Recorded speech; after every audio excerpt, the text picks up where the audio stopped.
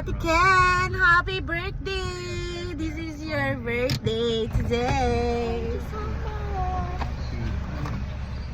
Hello guys! Today is January 29, my Ate Kendra's birthday. Hinatid muna namin si Ate Kendra sa school bago namin kuhanin yung cake tsaka yung McDo na handa niya.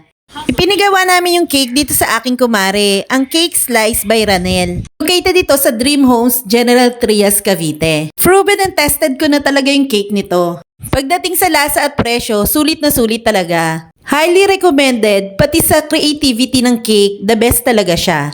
I-insert ko rin yung page niya at yung link, ilalagay ko siya sa comment section below. After namin makuha yung cake, dumaan na kami sa McDo para kuhanin yung in-order namin. Nag-advance order na pala kami dyan 2 days bago yung birthday ni Ate Kendra. Nung advance order namin, nag-down lang kami ng kalahati ng total amount namin. Then, before mo pick upin, syempre magbabayad ka na dun sa kakulangan. Pwede din naman delivery, kaya lang may extra charge pag pinadeliver mo. Since malapit lang naman yung school ni Ate Kendra dyan sa McDo, kaya pinick up na namin. Ayan, papunta na kami sa school ni Ate Kendra. Mga 10:30 na ata yung time na yan.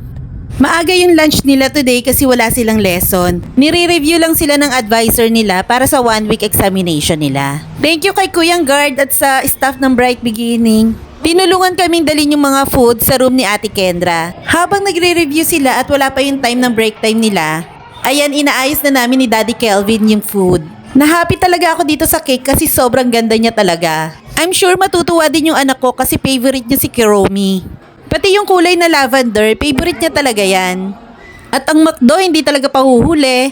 Ang laki na talaga ng mga chicken nila ngayon. Very good talaga kayo dyan, McDo. Ayan, mukhang pwede na daw mag-start.